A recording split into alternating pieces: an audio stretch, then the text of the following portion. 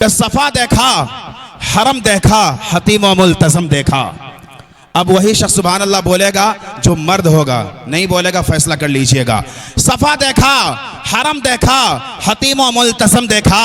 صفا دیکھا، حرم دیکھا، حتیم و ملتزم دیکھا، ارے خیالوں سے مگر آقا تیرا روزہ نہیں جاتا۔ یہ دیکھیں، یہ بیداری ہے، واقعی مردانگی کا ثبوت پیش کی ہو ماشاءاللہ۔ صفا دیکھا، حرم دیکھا، حتیم و ملتزم دیکھا، خیالوں سے مگر آقا تیرا روزہ نہیں جاتا۔ ارے مجرم نہ گھبرا، مانگ جو کچھ مانگنا چاہے، یہاں مجرم بھی خالی ہاتھ لوٹایا نہیں جاتا۔ ارے مجرم نہ گھبرا، مانگ جو کچھ مانگنا چاہے، یہاں مجرم بھی خالی ہاتھ لوٹایا نہیں جاتا۔ اور غبار دھولے پیغمبر لگا رہنے دو چہرے پر، بولے میری جان سبحان اللہ۔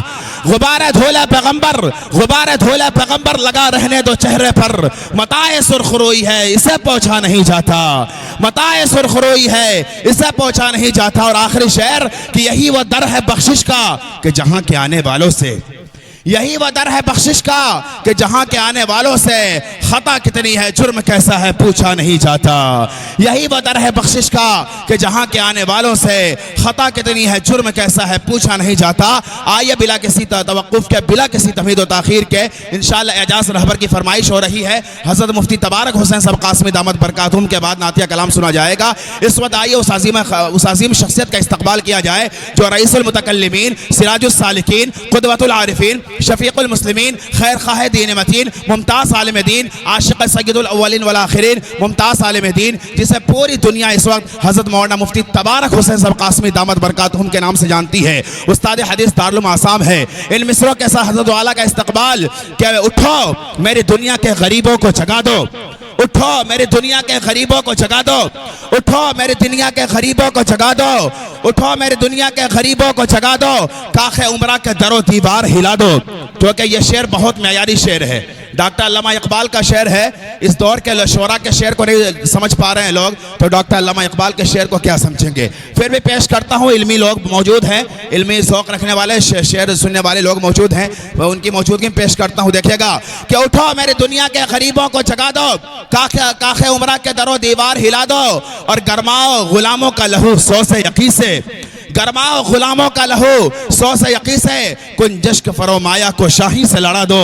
انہی مصروں کے ساتھ مائک پر استقبال ہے ہم سب کے مربی و مشفق حضرت مولانا مفتی تبارک حسین صاحب قاسمی دامت برکاتہم، استاد حدیث دارالعلوم آسام و بانی و محتمم جامعہ اعجازیہ خانقاہ راحت پور چکمکہ ضلع پورنیہ، آپ کے حوالے۔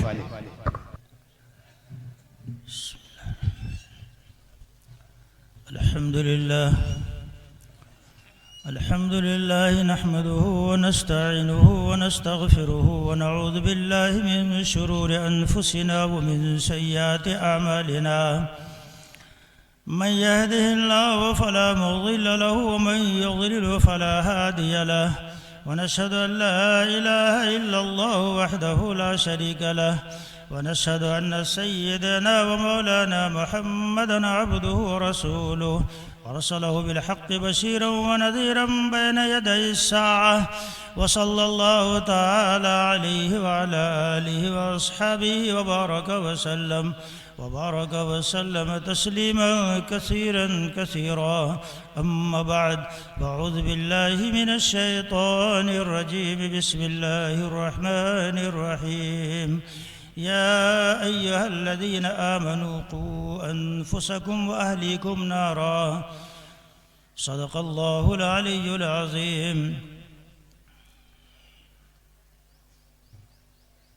اللہ تبارک و تعالی نے اپنے بندوں کو حکم فرمایا ہے اور حکم دینے کا حق اللہ ہی کو ہے۔ جو پیدا کرنے والا ہے وہی حکم بھی دینے والا ہے، جو خالق ہوتا ہے وہی عامر بھی ہوتا ہے۔ تو زمین اور آسمان کائنات کی تخلیق اللہ نے اپنی قدرت سے کی ہے، تو اللہ تبارک و تعالیٰ کو حکم دینے کا بھی حق ہے۔ الا لہ الخلق والامر، سنو خبردار، اللہ ہی کے لیے پیدا کرنا ہے اور اللہ ہی کے لیے حکم دینا ہے۔ قانون ساز اللہ ہی ہے، قانون بنانے کا حق صرف اور صرف اللہ کو ہے۔ اس لیے اگر کوئی اس میں ٹانگ اڑاتا ہے تو اس کو اپنی عقل ہی پر نظر ثانی کرنی چاہیے کہ وہ انسان عاقل بھی ہے یا نہیں۔ دنیا جانتی ہے کہ جو چیزوں کو بناتا ہے اس کے استعمال کا طریقہ بھی وہی بتاتا ہے۔ دنیا میں ایسا کبھی نہیں دیکھا گیا کہ ایک چیز کا ایجاد کرنے والا، ایک چیز کو عدم سے وجود میں لانے والا، ایک چیز کو بنانے والا بنائے اور اس کا طریقہ استعمال کوئی دوسرا بتائے، وہ تو بگاڑ کے رکھ دے گا، وہ تو خراب کر دے گا۔ بنانے والا ہی جانتا ہے کہ اس کا استعمال کس طریقے سے ہوگا۔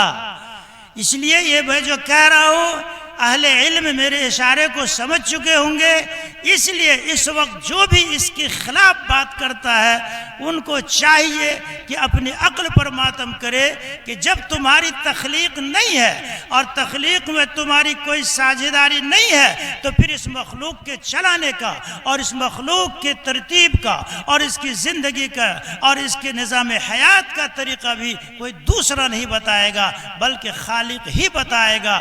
وہی خالق ہے اور وہی عامر بھی ہے۔ تو اللہ تبارک و تعالی نے ایمان والوں کو ایک حکم دیا ہے۔ یہ حکم بھی صرف ایک نہیں ہے، اللہ قرآن کریم میں متعدد احکامات موقع موقع سے دیتا رہتا ہے۔ جس آیت کو میں نے آپ کے سامنے پڑھی ہے اس میں اللہ تبارک و تعالی نے ایک حکم فرمایا ہے اور آگے اس حکم کی ترک کرنے پر جو سزا اور جو عذاب مرتب ہو سکتی ہے اس کو اللہ نے بیان فرمایا ہے۔ آگے موقع ہوگا، گنجائش ہوگی، تفصیل کے ساتھ آخر آیت تک پہنچوں گا، ورنہ اسی آیت پر اور اس آیت کے اسی حصے پر اپنی بات ختم کروں گا۔ اللہ تبارک و تعالی نے ایمان والوں کو حکم فرمایا، یا ایھا الذین آمنوا، اے ایمان والو، مجھے انصاف کے ساتھ کہو کہ اس پنڈال میں جو لوگ بیٹھے ہوئے ہیں یہی اس کے مخاطب ہے کہ نہیں ہے؟ اے ایمان والو، یہ اللہ کن کو کہہ رہا ہے؟ اس کے مخاطب کون ہے؟ اللہ کس سے یہ حکم کر رہا ہے؟ یقیناً ایمان والوں میں ہم ہی لوگ شامل ہیں، اور قیامت تک جتنے لوگ آئیں گے سبھی اس کے مخاطب ہیں، سبھی اس کے سامنے کرنے والے ہیں۔ جب اللہ اے ایمان والوں سے مخاطب بناتا ہے تو پھر ہم لوگ کو کان کھڑا کر لینا چاہیے، گویا اللہ ہم ہی کو کہہ رہا ہے۔ زبان اگرچہ انسان کی ہے، اگرچہ ہم اس کو بول رہے ہیں، لیکن حکم اصل میں اللہ تبارک و تعالیٰ کا ہے۔ اے ایمان والو، کیا کرنا؟ قو انفسکم و اہلیکم نارا، تم بچاؤ اپنی جان کو، اپنے نفس کو، اپنے آپ کو۔ آپ جانتے ہیں اور خوب جانتے ہیں انسان کی سب سے محبوب ترین چیز اس دنیا میں اگر کوئی ہے تو وہ انسان کی اپنی جان ہے۔ جان سے بڑھ کر کے انسان کے لیے کوئی دوسری چیز اس وقت نہیں ہوتی ہے۔ آدمی سب کچھ قربان کر کے اپنی جان کی حفاظت کرنے کی کوشش کرتا ہے، اپنے مال کو اور اپنی تمام اسباب کو آدمی تیج دیتا ہے، سارے اسباب کو انسان خرچ کر دیتا ہے ایک جان کی حفاظت کے لیے۔ اور صحیح بات بھی یہ ہے کہ سب سے پیاری چیز انسان کے لیے جان ہے۔ مجھے کہنے دو اور سنو میں کیا کہہ رہا ہوں کہ لوگوں، جو سب سے تمہاری پیاری چیز ہے، جو سب سے تمہاری عزیز اور تمہاری سب سے قریبی چیز ہے، وہ تمہاری اپنی جان ہے اور اپنا نفس ہے، تمہارا اپنا معاملہ ہے۔ تو کم سے کم تم اس کے دشمن تو نہ بنو۔ کوئی آدمی اپنی جان کا دشمن نہیں ہوتا ہے، آدمی اپنی جان کو محبوب رکھتا ہے، لیکن ہماری بے عقلی اور ہماری نادانی ہمیں یہاں پہنچا دیتی دیتی ہے کہ خود ہم لوگ اپنی جان کے دشمن ہوتے ہیں. کیسے؟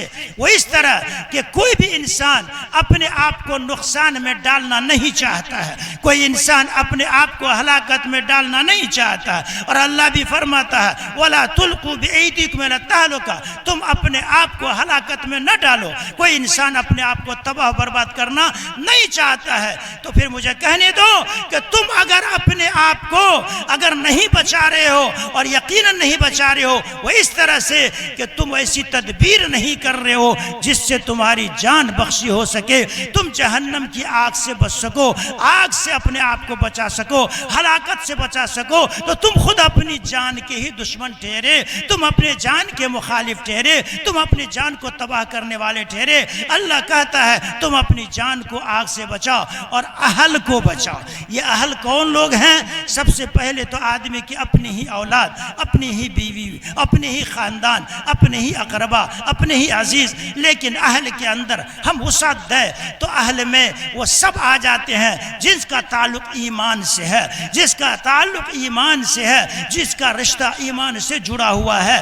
گویا ہم اس کو وسعت دیں تو کہہ سکتے ہیں کہ تم اپنے آپ کو بھی بچاؤ اور اپنے متعلقین کو بھی بچاؤ. کس چیز سے؟ آگ سے. کہاں ہے یہ آگ جس سے بچانے کا اللہ تعالی حکم فرما رہا ہے؟ یہ آگ تو ابھی نہیں آ رہی ہے ہماری نظر میں, یہ آگ تو ہم کو دکھائی نہیں دے رہی ہے بزرگوں, لیکن یہ آگ اتنی مسلمہ حقیقت ہے اور یہ طے شدہ امر ہے کہ اس کے خلاف وہی سوچ سکتا ہے جس کا دل ایمان سے خالی ہے, جس کا سینہ ایمان سے عاری ہے. وہی انسان اس آگ کا انکار کر سکتا ہے. رسول اللہ صلی اللہ علیہ وسلم نے فرمایا وَلَا بَعْدَ الدُّنْيَا دَارٌ إِلَّا الْجَنَّةَ وَالنَّارُ, مرنے کے بعد دو ہی گھر ہے, یا تو جنت ہے یا پھر جہنم ہے. ایک طرف آگ ہے, ایک طرف آرام ہے. آدمی جس ڈگر پر چلے گا منزل اس کی وہی ہوگی, ٹھکانہ اس کا وہی ہوگا. اگر اس نے جنت میں جانے کی تدبیر کی ہے تو جنت اس کی آخری منزل ہوگی, جنت اس کا ٹھکانہ ہوگا. اور اگر انسان نے اس کی تدبیر نہیں کی بلکہ اس نے اپنے آپ کو آزاد کر دیا تو یاد رکھو اس کا آخری ٹھکانہ جہنم ہوگا. اس کے لیے کچھ محنت کی ضرورت نہیں ہے بلکہ محنت کو چھوڑ دینے کی ضرورت ہے. صرف آدمی محنت کرنا چھوڑ دے تو خود ہی اپنی جہنم کی منزل کو پالے گا. اس کے لیے کچھ محنت کرنے کی ضرورت نہیں ہے. یاد رکھنا ایمان کے لیے محنت کی ضرورت ہے, جنت میں جانے کے لیے کام کرنے کی ضرورت ہے. جب کام کریں گے تب ایمان ہمارا بنے گا اور پھر ہم جنت میں جائیں گے. اور اگر ہم نے محنت چھوڑ دی تو پھر اس کے لیے بغیر کسی تدبیر کے, بغیر کسی محنت کے, بغیر کسی مشقت کے جہنم میں پہنچ جائیں گے. جہنم میں جانے کے لیے کچھ کرنے کی ضرورت نہیں ہے. تو اب اپنے کو بچاؤ اور اپنے اہل و عیال کو بچاؤ, اپنے متعلقین کو بچاؤ آگ سے. یہ ذمہ داری ایمان والوں کی تھی, اپنی حفاظت اور گھر والوں کی حفاظت. مگر ہماری بے حسی, ہماری غفلت اور ہماری سستی نے ہمیں غافل کر دیا, بے خبر کر دیا. اللہ تعالیٰ نے انبیاء علیہ السلام کو اس تنبیہ کے لیے اور بیداری کے لیے اور غفلت سے نکالنے کے لیے دنیا میں بھیجا. یہ علماء انہی انبیاء کے وارث ہیں, یہ انہی کے نقش قدم پر ہیں.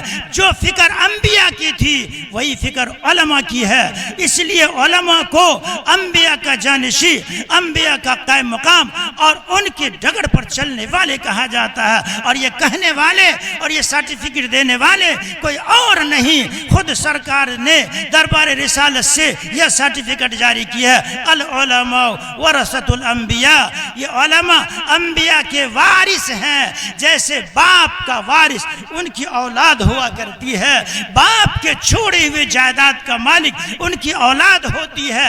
انبیاء کے چھوڑے ہوئی جائیداد، انبیاء کے چھوڑے ہوئی میراثت، انبیاء کا چھوڑا ہوا ترکہ، یہ ان کے وارث علماء ہوتے ہیں۔ آپ کہیں گے منہ میں شاید پانی آ جائے کہ علماء کو بہت مال ملتا ہوگا، نہیں، انما لم یورثوا دینارا ولا درہما، انبیاء درہم اور دینار دنیا نہیں چھوڑ کے جاتے ہیں، انما ورثوا العلم، وہ تو علم کو چھوڑ کے جاتے ہیں، وہ اپنی ترکہ میں علم کو چھوڑتے ہیں، وہ اپنے پیچھے عمل کو چھوڑتے ہیں، اپنی فکر کو چھوڑتے ہیں، اپنے مشن کو چھوڑتے ہیں۔ یہ علماء انہی کے فکر کو لیتے ہیں، انہی کے مشن کو اپناتے ہیں، انہی کے طریقے کو لیتے ہیں اور زمانے اور حالات کے مطابق ان کے کاموں کو آگے بڑھاتے ہیں۔ مجھے کہنے دو لوگوں، اچھی طرح سنو، یہ علماء کی جو محنت کا میدان ہے، یہ علماء جو محنت کر رہے ہیں، یہ فی الحقیقت انبیاء علیہ السلام کی نیابت میں اور ان کی قائم مقامی میں اور ان کی خلافت میں اور ان کے حکم کی تابعداری میں کر رہے ہیں۔ یہ علماء یہ انبیاء کے کاموں کو لے کے آگے بڑھتے ہیں۔ شکل الگ ہے ضرور، نقشے الگ ہیں، ہیئت الگ ہے، لیکن کام کی روح اور اصل حقیقت وہی ہے جس پر انبیاء علیہ السلام اپنی امت کے علماء کو چھوڑ کے گئے ہیں۔ یہ مدارس، یہ مکاتب اور یہ مساجد، یہ اوقاف، یہ خطاب، یہ دینی ادارے، یہ دینی تنظیمیں، یہ سب کے سب انبیاء کے کاموں کے تکمیل کی صورتیں ہیں، یہ ان کی شکلیں ہیں اور یہ ان کی تدبیریں ہیں۔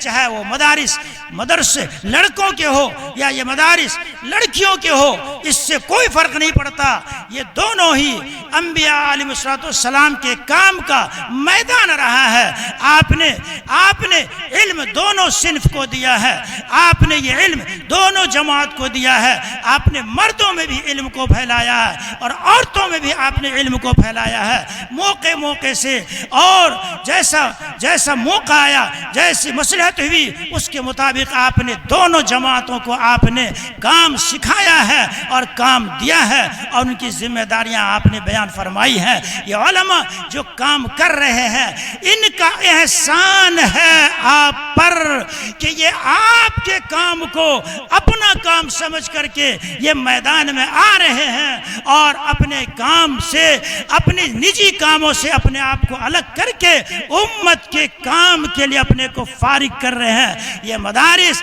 یہ فی الحقیقت یہ آپ کے لیے بڑا احسان ہے، اور یہ مدارس جہاں یہ علماء کام کر رہے ہیں، ان کا آپ پر بڑا حق ہے۔ اس لیے یہ علماء اپنی قوم میں ایسی ہیں جیسے انبیاء اپنی امت میں ہوا کرتے ہیں۔ یہ انبیاء یہ قابل تعظیم ہیں، جو ان کی عظمت کا لحاظ نہ کرے ان کا ایمان سے کوئی تعلق نہیں۔ یاد رکھیے، آپ کا علماء سے تعلق یہ ایمان کا حصہ ہے۔ اس لیے فقہاء نے، علماء نے کتاب میں لکھا ہے کہ عالم کی توہین کرنا یہ کفر ہے۔ جو آدمی عالم کی توہین کرے گا اس کا ایمان سے رشتہ ختم ہوگا۔ جو علم کو کمزور اور علم کو حقیر سمجھے گا وہ ایمان سے خارج ہوگا۔ یہ علم کا رشتہ آدمی کو ایمان سے جوڑتا ہے، یہ عالم کے ساتھ تعلق آدمی کو انبیاء سے جوڑتا ہے، اور انبیاء سے تعلق آدمی کو اللہ سے ملاتا ہے۔ ہمارے ایمان کے لیے یہ سب لازمی اور ضروری حصے ہیں۔ اس لیے عوام کی ذمہ داری ہے کہ علماء کے ساتھ اپنا تعلق مضبوط بنائے۔ مگر مجھے کہنے دو، علماء کے ساتھ تعلق آپ کا ہے، صرف اور صرف اپنی ضرورت کے لیے عالم کے پاس اس لیے جائیں گے، ائمہ کے پاس اس لیے جائیں گے کہ مجھے تیل پڑھوانا ہے، مجھے پانی پڑھوانا ہے، مجھے بچے کو پھکوانا ہے، اپنی کوئی ذاتی ضرورت ہے، لیکن یہ تمہاری ذاتی غرض ہے، اس سے کام نہیں چلتا، اس سے تمہاری محبت کا پتہ نہیں چلتا۔ علماء سے تعلق اس لیے رکھو رکھو کہ ان کے پاس علم ہے اور علم اللہ کی صفت ہے، اللہ کی صفت کو انہوں نے اپنے سینے میں محفوظ کیا۔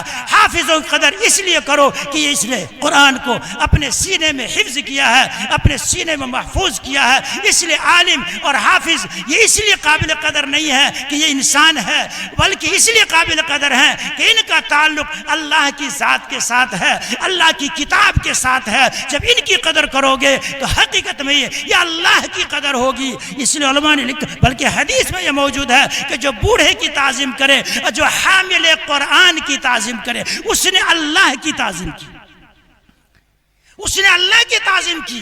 اس لیے علماء کی قدر، علماء کی عظمت اور علماء کی محبت اپنے دلوں میں رکھو گے، یہ محبت، یہ تعلق تمہیں آخرت میں بھی کام آئے گا۔ یہ علماء جہاں جائیں گے تمہیں اپنے پیچھے لے کر کے تمہیں بھی نجات دلائیں گے۔ اور اس دنیا میں بھی بتا دوں کہ جس طرح یہ ہر جگہ لٹیرے موجود ہیں، اس وقت تو تفصیل کا موقع نہیں ہے اس عنوان کو سمجھانے کا، اس موضوع کو آپ کے سامنے پیش کرنے کا، مگر اشارتاً بتا دیتا ہوں۔ ایک ہے کھلا ہوا کفر، جو بتوں کی پوجا کرتے ہیں، جو مورتی پوجتے ہیں، جو مشرک ہیں، جو شرک میں مبتلا ہیں، ان کا کفر شرک عیاں ہے، ان کا کفر شرک ظاہر ہے۔ اس کو سمجھنے میں ہمیں دیر نہیں لگتی ہے۔ کوئی بھی کتنا ہی گھٹیا مسلمان کیوں نہ ہو، کتنا ہی بے نمازی بے دین کیوں نہ ہو، اگر ان سے کہا جائے کہ تم مورتی کے سامنے ڈنڈوت کرو، تم مورتی کے سامنے پوجا کرو، تو وہ اس کے لیے تیار نہیں ہوگا کہ ہمارا اسلام ہے، ہمارا دین ہے، ہمیں اس کی اجازت نہیں دیتا ہے۔ لیکن بزرگوں، کچھ فتنے ایسے بھی ہیں، کچھ کفر اور شرک ایسے بھی ہیں جو ہمارے سامنے داخل آتا ہے اور یہ ہمارے گھروں میں گھستا ہے، ہمارے سینے میں جگہ بناتا ہے، مگر مسلمان اس کو سمجھ نہیں پاتا ہے اپنے لا علمی کی وجہ سے، اپنے قرآن اور حدیث کے علم سے بے خبر ہونے کی وجہ سے۔ میں صرف اس وقت اشارے پر اکتفا کر سکوں گا، اس لیے کہ اس کی تفصیل سمجھانے کا موقع نہیں ہے۔ یہ اس وقت جو ایک فتنہ اٹھا ہوا ہے اور یہ فتنہ پھیلا ہوا ہے اور یہ ہمارے گھروں میں داخل ہو چکا ہے۔ میں گھر اس لیے کہتا ہوں کہ پتہ چلا کہ سہرسہ میں آ چکا، پتہ چلا کہ مدھے پورہ ڈسٹرکٹ کے کسی گاؤں میں آ چکا، تو یہ ہمارے گھر میں آ چکا۔ یہ فتنہ شکیلیت کہلاتا ہے۔ شکیل بن حنیف نام کر کے ایک مجھے اس میں کچھ موقع دیا جائے کہ میں اس کو سمجھا سکوں۔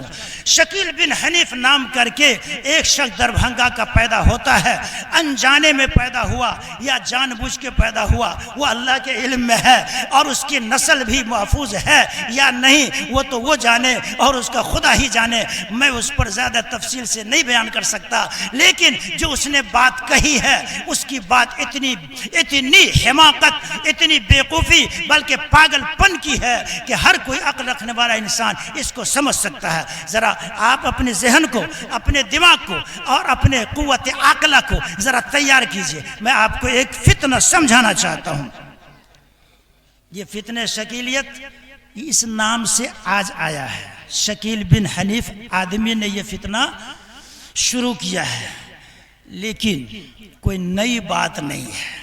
علماء جانتے ہیں کہ یہ پرانی بات ہے جو چلی آ رہی ہے۔ مسلمانوں کے لیے کچھ چیزوں کا ماننا بہت ضروری ہے، اس کے بغیر ہمارا ایمان مکمل نہیں ہوگا۔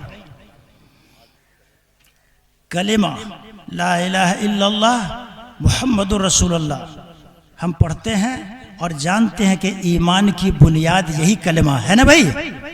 اس میں ایک لفظ اخیر والا محمد الرسول اللہ صلی اللہ علیہ وسلم اللہ کے رسول ہیں جناب نبی کریم صلی اللہ علیہ وسلم۔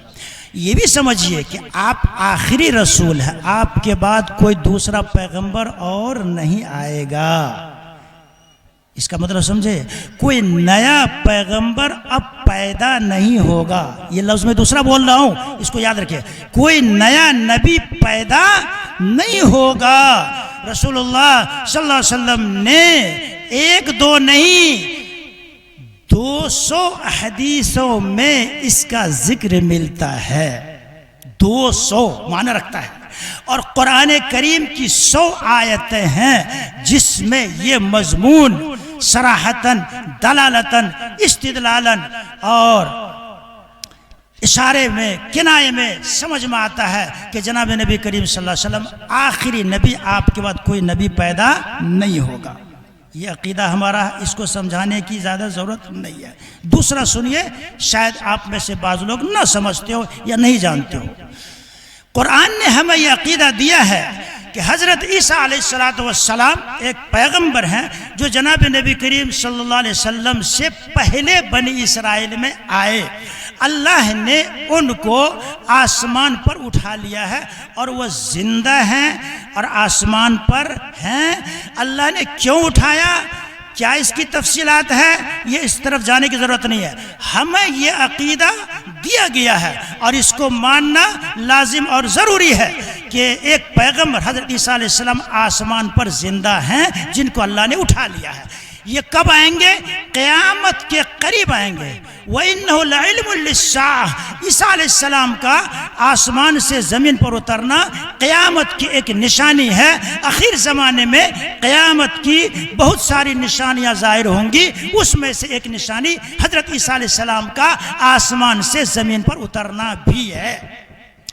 ان کے زمانے میں ایک آدمی اور وہ پیدا ہوں گے، ایک اور آدمی پیدا ہوں گے جن کا نام ہمارے پیغمبر حضرت محمد رسول اللہ صلی اللہ علیہ وسلم کے نام پر ہوگا۔ ان کا نام ہوگا محمد، اور ان کے والد کا نام بھی وہی ہوگا جو ہمارے پیغمبر حضرت محمد رسول اللہ صلی اللہ علیہ وسلم کا ہے، عبداللہ، محمد بن عبداللہ ان کا نام ہوگا، اور ان کا لقب ہوگا مہدی۔ کچھ لوگ اس کو مہدی پڑھتے ہیں، یہ مہدی نہیں، یہ مہدی ہے۔ اور اہل علم کے لیے اسی مفعول کا یہ صیغہ ہے جس کے معنی ہدایت یافتہ، سیدھے راستے پر۔ یہ اللہ تعالیٰ کی طرف سے ان کی ہدایت، ان کی رہنمائی اور ان کی خاص جو ہے تربیت کی گئی ہوگی۔ وہ زمین پر اتریں گے نہیں بلکہ وہ پیدا ہوں گے۔ کس خاندان سے ہوں گے؟ بڑی تفصیل کے ساتھ حدیث میں ان کا ذکر موجود ہے، نام تو میں نے بتا دیا، خاندان بھی سن لیے۔ حضرت فاطمہ رضی اللہ تعالی عنہا کی اولاد میں سے وہ ہوں گے، اور حضرت حسن کی اولاد میں سے ہوں گے۔ بعض لوگوں نے کہا حسین رضی اللہ عنہ کی اولاد میں سے ہوں گے۔ علماء نے دونوں کو جمع کیا کہ باپ کی طرف سے وہ حسنی ہوں گے اور ماں کی طرف سے حسینی ہوں گے۔ بہرحال اتنی تفصیل عوام کے لیے ضروری نہیں، لیکن اہل علم فائدہ اٹھا لیں گے تو حسنی بھی ہیں باپ کی طرف سے اور حسینی بھی ہیں ماں کی طرف سے۔ خلاصہ یہ کہ حضرت فاطمہ کی اولاد میں سے وہ ہوں گے۔ مدینہ میں پیدا ہوں گے، اس وقت کا امیر المومنین خلیفہ کا انتقال ہو چکا ہوگا، لوگوں کو ایک امیر حاکم کی ضرورت ہوگی، لوگ نکلیں گے، لوگوں کی نظر ان پر پڑے گی، مگر وہ امارت کے لیے اور حکومت کے لیے تیار نہیں ہوں گے۔ وہاں سے وہ نکل کے اور مکہ کے راستے سے وہاں چھپنے کے لیے چلیں گے، لیکن لوگ ان کا پیچھا نہیں چھوڑیں گے۔ بالآخر مکہ مکرمہ میں نہیں بلکہ بیت الحرام میں آ کر کے حجر اسود اور مقام ابراہیم کے درمیان جو فاصلہ ہے ان کے درمیان ان کو پکڑ لیں گے اور لوگ ان کے ہاتھ پر بیعت کریں گے۔ یہ میں آپ کو تھوڑی سی اس کی جھلک اور تھوڑا سا اس کا یہ سین اس لیے دے رہا ہوں تاکہ آپ اچھی طرح سمجھ سکیں، پھر ان کی پوری آگے تفصیل ہے اس زمانے میں کیا کیا ہوں گے اور بھی تفصیل سے حدیث میں آیا ہے۔ برکتوں کا نزول ہوگا، 7-8 سال ان کی حکومت کے بہت ہی بابرکت حکومت ہوگی۔ پہلے ان سے ظلم زیادتی بہت ہو چکی ہوگی، بہرحال وہ جب آئیں گے تو نقشہ دنیا کا بدل جائے گا، انصاف سے بھر جائے گا جیسے ظلم سے بھرا ہوا تھا، بے برکتی جیسے تھی برکت سے ان کا زمانہ بھرا ہوا ہوگا، وغیرہ وغیرہ۔ اور بہت سارے فوجوں کے لشکروں کے نکلنے کا بھی بیان حدیثوں میں ملتا ہے۔ الغرض یہ کہ بڑی تفصیل کے ساتھ ان کا ذکر موجود ہے۔ ایک اور سن لیجئے، انہی کے زمانے میں دجال کا بھی خروج ہوگا۔ خروج اس لیے بول رہا ہوں کہ دجال کہیں بند ہے اور وہ وہاں سے نکلے گا اور زمین میں وہ فساد اور فتنہ پھیلائے گا۔ دجال کا معنی صرف آپ کو بتا دوں، بہت زیادہ فریبی، بڑا مکار، بڑا ہی دھوکہ باز۔ اس سے یہ عربی کا ایک لفظ ہے دجل، دجل کے معنی ہے دھوکہ، یہ مہا دھوکہ باز ہوگا۔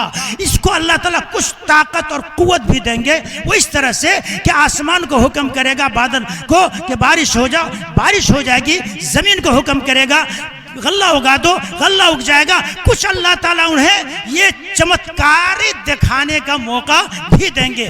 یہ ساری چیزیں اس لیے ہوں گی تاکہ لوگوں کو سمجھنے میں کوئی دقت نہ ہو۔ بہرحال میں تفصیلات نہیں دیتا، میں چند نام آپ کے سامنے میں نے لیا۔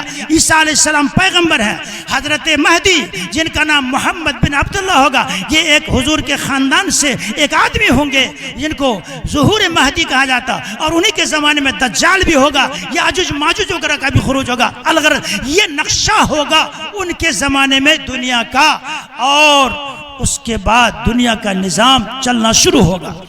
یہ جو حضرت نے فرمایا کہ ایک زمانے میں مہدی آئیں گے، عیسیٰ علیہ السلام آسمان سے اتریں گے، تو سنو، کچھ لوگوں نے اپنے آپ پر اس کو فٹ کرنے اور اس کا دعویٰ کرنے کے لیے پیش کیا کہ وہ جو عیسیٰ علیہ السلام جن کے آنے کی بات کہی گئی ہے وہ تو دنیا سے چلے گئے مر کر کے، ہم ان کی شکل میں شبیہ اور ان کا مثیل اور ان کی ہم شکل ہو کے آئے ہیں۔ یہ دعویٰ دنیا میں پہلے بھی لوگوں نے کیا ہے۔ پہلے بھی لوگ، یہ اچھی طرح ان حصوں کو سنو تاکہ بات سمجھ میں آئے۔ پہلے بھی لوگوں نے اس کا دعویٰ کیا۔ ائمہ تلبیس کے نام سے، ائمہ تلبیس کے نام سے ایک کتاب موجود ہے، وہ مولانا بن ابو القاسم دلاوری پاکستانی آدمی کے، ان میں انہوں نے تاریخ لکھی ہے کہ کن کن لوگوں نے کب کب اس قسم کا دعویٰ کیا۔ اسی طرح سے کچھ لوگوں نے مہدی ہونے کا بھی دعویٰ کیا اور اپنے آپ کو مہدی ہونے کی شکل میں پیش کیا۔ یہ بات سمجھ میں آ گئی؟ تو اب میں کہتا ہوں جو سننے ہیں آپ کو کہ اس وقت کا جو شکیل بن حنیف ہے، اس نے بھی اپنے آپ کو مہدی ہو کر کے اور مہدی ہونے کا دعویٰ کر کے لوگوں کے سامنے پیش کیا۔ کوئی نئی چیز بولو، کوئی نئی چیز نہیں ہے، یہ پرانے ہی ہے۔ مدعی جھوٹے آتے رہے ہیں اور دعویٰ کر کے اپنی جھوٹ کا پرچار کر کے اور دنیا سے جاتے رہے ہیں، لیکن اہل حق نے، اہل ایمان نے، علماء نے اور ائمہ نے، اور جن کو اللہ نے امور ایمانی سے سرفراز کیا، انہوں نے ان کو رد کیا، اگنور کیا اور اس کی تردید کی۔ ایک بات اور میں بتا دوں آپ کو، حق اور باطل کے پہچاننے کا ایک طریقہ ہے۔ سنو، یہ ہر جگہ کام آئے گا، یہ اصولی بات ہے۔ حق اور باطل کے پہچاننے کا ایک طریقہ ہے۔ اگر سمجھ میں نہ آئی یہ سچ ہے یا جھوٹ ہے، یہ حق ہے یا باطل ہے، میری بات سمجھ رہے ہیں؟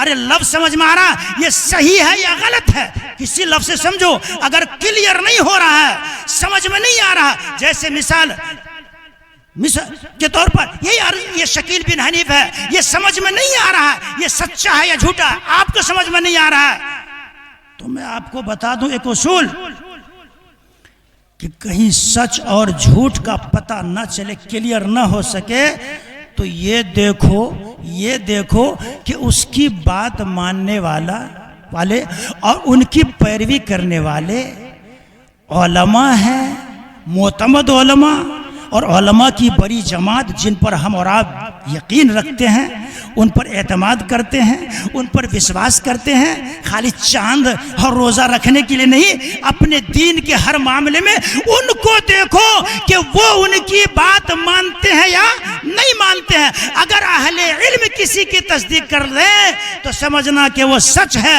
اور اگر اس کے پیچھے چلنے والے یہ عوام ہیں، یہ جہلا ہیں، یہ ان پڑھ لوگ ہیں، بے علم لوگ ہیں، تو سمجھ لینا کہ وہ حق نہیں ہے۔ اگر حق ہوتا، اگر سچ ہوتا تو سچ آسمان سے آتا ہے، یاد رکھنا، اور ہمیشہ اہل علم کے اور اہل خیر کے قلب پر وہ حق اترتا ہے، اور پہلے علماء اس حق کو قبول کرتے ہیں، پھر ان کے ذریعے سے وہ حق دنیا میں پھیلتا ہے۔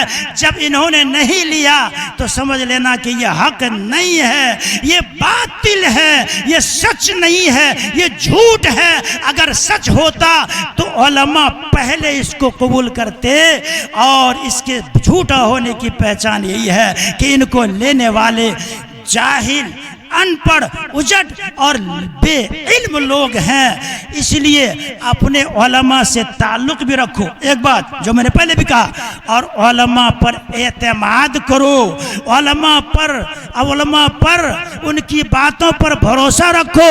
وہ کہہ دیں ابھی رات ہے تو کہو ہاں رات ہے۔ اہل علم کی تقلید اسی طرح سے کی جاتی ہے، عوام کی یہی ذمہ داری ہے۔ اگر آپ نے اس طرح سے علماء کی باتوں کو قبول نہیں کیا تو کوئی بھی لچا لفنگا جھوٹا باطل آئے گا اور آپ کو بہلا پھسلا کر کے آپ کا ایمان چھین کے لے چلا جائے گا۔ اس لیے علماء سے تعلق رکھیے، ان کی باتوں پر اعتماد کیجئے اور ان کی تقلید میں اور ان کی اتباع میں اپنے آپ کو ڈال لیجئے، تو انشاءاللہ کوئی باطل آپ کو راستے سے گمراہ نہیں کر سکے گا۔ اور آپ کوئی سامنے آ جائے تو فوراً اپنے قریب کے بڑے معتمد جو قابل بھروسہ ہے ان کے پاس ان کو لے جائیے کہ حضرت یہ فلاں ایسا کہہ رہا ہے، ہم کو کیا کرنا چاہیے آپ بتائیے۔ اس طرح سے علماء کے ساتھ جڑے رہیں گے انشاءاللہ کوئی بھی آپ کو گمراہ۔ ایک آخری مثال دے کر کے میں بات ختم کرتا ہوں، مجھے احساس ہو رہا ہے کہ تقاضا ہے وقت کا۔ مرغیاں بچہ دیتی ہیں، چوزے کو لے کر کے چلتی ہے۔ جو مرغی اپنے تمام بچوں کو اپنے پروں میں سمیٹے رہتی ہے، اور یہ بچے اور چوزے بھی مرغی اپنی ماں کے قریب رہتی ہے اور اس کے پنکھ میں چھپی رہتی ہے، تو کوئی چلہا، کوئی کوا اور کوئی گدھ اس کو نہیں اٹھا پاتا ہے، اور جو بچہ ماں کے پنکھ سے باہر ہو جاتا ہے وہی شکار بنتا ہے نا بھائی۔ یہ عوام اپنے آپ کو علماء کے سامنے مرغی کا چوزا بنا کے رکھے، انہی کے پروں میں چھپے رہے، انشاءاللہ کوئی شکاری پرندہ آپ کو اچکنے میں کامیاب نہیں ہوگا۔ اور اگر کوئی غلطی سے آپ کے قریب آئے گا تو یاد رکھنا یہ اسٹیج پہ بیٹھے علماء یہ آپ کے لیے ہتھیار بن کر کے اور آپ کو بچانے کے لیے میدان میں آئیں گے، اور ماشاءاللہ علاقے کے علماء بیدار ہیں، اور یہ آپ کی ایمان کی اور آپ کے خاندان کی اور آپ کے لوگوں کی حفاظت کے لیے ہر دم تیار رہتے ہیں۔ ایسا نہیں کہ میں یوں ہی دعویٰ کر رہا ہوں اسٹیج پر، ان کا عمل اور ان کا انداز یہ بتا رہا ہے کہ آپ کی حفاظت کے لیے اور آپ کے ایمان کو سلامت رکھنے کے لیے یہ ہر وقت تیار ہیں، ہتھیار لے کے تیار ہے۔ کوئی دھوکہ نہ کھائے کہ کون سا ہتھیار بانٹ رہا ہے اسٹیج پر۔ یہ علم کا ہتھیار ہے، یہ قرآن کا ہتھیار ہے، یہ حدیث کا ہتھیار ہے، یہ ہماری دین و شریعت کا ہتھیار ہے۔ اللہ ہماری بھی اور آپ کی بھی علماء کی بھی حفاظت فرمائے، اور آپ کو علماء کے ساتھ جڑے رہنے کی توفیق عطا فرمائے، اور ان کے کاموں کو سراہیے، ان کے کاموں کی تعریف کیجئے، اور ان کے کاموں کو آگے بڑھائیے۔ جہاں یہ جا رہے ہیں آپ جائیے، جس کام کو یہ ہاتھ لگا رہے ہیں آپ اس کام کو اٹھانے میں اپنی پوری طاقت لگائیے، اپنی پوری صلاحیت لگائیے، اور اپنی پوری انرجی کو آپ جھونک دیجئے۔ جب آپ ایسا کریں گے تو خدام دین میں، دین کے خادموں میں، دین کے سنبھالنے والوں میں بھی جہاں علماء کا نام آئے گا ان کے پیچھے پیچھے آپ کا بھی نام ہوگا۔ یہ علماء کامیاب ہو کر کے سرخ روح ہو کر کے اللہ کے پاس جائیں گے اور اپنے کاموں کا بدلہ اللہ سے لیں گے، تو ان کے پیچھے آپ کا بھی نمبر ہوگا اور اللہ آپ کو بھی محروم نہیں کرے گا۔ اللہ ہمیں اس کی سمجھ عطا فرمائے۔ وآخر دعوانا الحمدللہ رب العالمین۔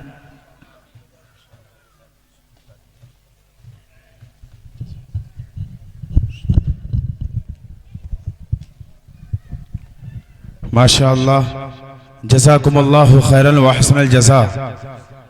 حضرت دامت برکاتہم کا پیغام اور یہ میرے 4 مصرے کہ سچ کی پہچان بن کر جیے تو صحیح، سچ کی پہچان بن کر جیے تو صحیح، ہم نگہبان بن کر جیے تو صحیح، سچ کی پہچان بن کر جیے تو صحیح، ہم نگہبان بن کر جیے تو صحیح، یہ زمانہ ادب سے کرے گا سلام، ہم مسلمان بن کر جیے تو صحیح، یہ زمانہ ادب سے کرے گا سلام، ہم مسلمان بن کر جیے تو صحیح۔ جو پیغام حضرت دامت برکاتہم نے دیا ہے مجھے امید ہے انشاءاللہ اس وقت کا تقاضا بھی تھا اور حالات کا بھی تقاضا ہے کہ مسلمانوں کو ان تمام حالات سے روشناس کرا دیا جائے جن کی وجہ سے، جن راستوں سے مسلمانوں کے ایمان کو لوٹنے کی کوشش کی جا رہی ہے۔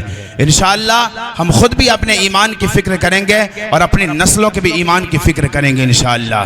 اب بلا کسی تمہید و تاخیر کے، کیونکہ حضرت دامت برکاتہم یہاں تشریف رکھتے ہیں، حضرت